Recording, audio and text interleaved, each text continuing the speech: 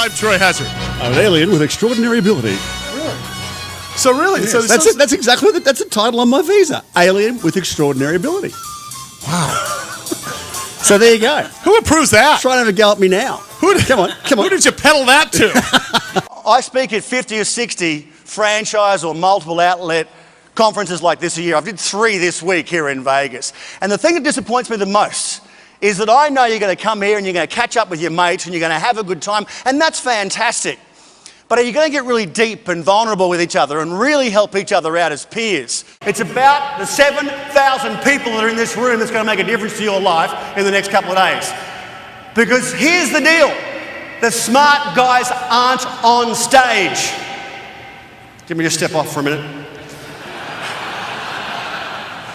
They're never on stage. The smart guys sit beside you. He just made a connection with the group that was so instantaneous. I reflected on the last couple of years of changes that we've made in the business as a result of coming to a function like this.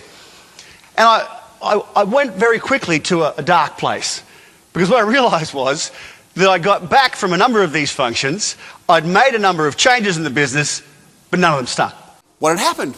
What had gone wrong? How come all these good ideas that I thought were still in the business weren't anymore? Something was missing. And then I started to get really frustrated with myself, because clearly I was the leader of these companies and I was the guy that wasn't following through, wasn't holding people accountable, wasn't being accountable to myself. And you actually did that in your early days in business, right? You had a very successful business, but you didn't really know how you got there. No, not at all. And that was a real challenge for me, because I woke up one day and we had 4 companies at the time and we're going okay and we're making a few dollars, and I thought, well, how did I get here? I can't really tell, but it just kind of happened, and that was a big wake up for me to say, I got to look further ahead if I'm really going to make this easy on myself, because every day was Super Bowl. Been there, done that. You know, he's lived it. He's walked the walk. How does a business owner really create that? Is it a vision board? Is it? Yeah, what is the way that? That's a little bit too fluffy for me. Okay. I know that's going to upset a bunch of people, but it is to me. Create a Pinterest board with all of your vision. No, I'm just kidding. I think what happens is we create a business vision. We've got business plans and metrics and things to measure things by, but we don't match it to a personal vision. Like, why do you get up every day? Why do you do this? So I decided I was going to do this 1-page plan on how I wanted to manage me to help with my personal vision. This was important to me because I figured if I could work this bit out, then the business plan should be easy, because I would give the business plan some purpose. Succinct and to the point. The key is to look further into the future. How can you look down the track to 2015, 2020 and try and picture what you look like, what your business looks like that far down the track, and start acting on some of those decisions today? Now this is challenging because most of us, unfortunately, live a lot of our lives down here, because we get caught up on the treadmill of life and we go and go and go and go and go because we're driven by that. That's why you're here. You are here because you like being the best of the best, and that's great. What I'd like you to look at in the next couple of days is how you're going to give that purpose. That's going to help with this whole person philosophy. Particularly when we have an economic shift and things are a little bit tough and you're working hard, you sometimes forget why you're on the treadmill. So it's important to go, well, what's important to me? Why am I doing this? And how's my business going to help me pay for those things in life that I think are going to be valuable or important to me? Give yourself some purpose. Yeah, great energy and very intuitive and kind of a deep thinker, which is, it's nice, it's refreshing. What are some of the things people need to know about that's going to be sustainable for their new business? Well, here's the big thing at the moment. Ever since 2008, everybody's been trying to avoid the next accident because it was such a hit for so many people.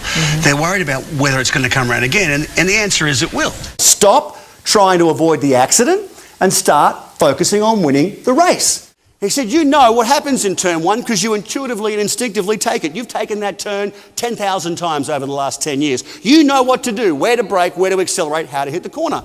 Why are you still focused on it? Why wouldn't you use your intuition to take those turns, focusing on what happens up here, so you can start preparing for that back here?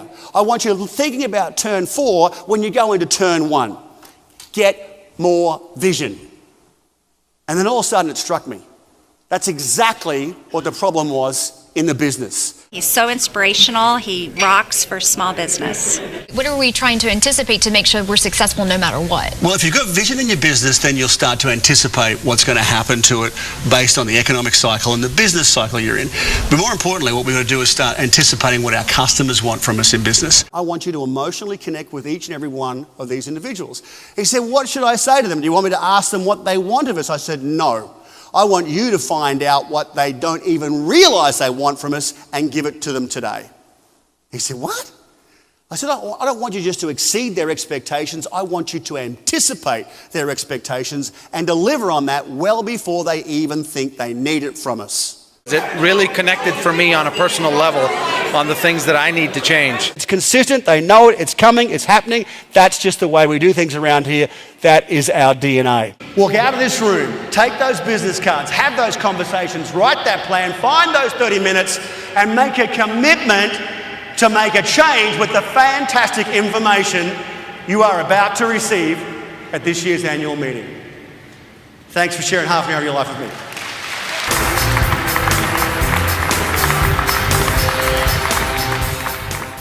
Well, we made it through the hour, didn't break any furniture. I wonder, is there those little big biz fluffy towels I get for doing this, or, a cap or a t-shirt or something?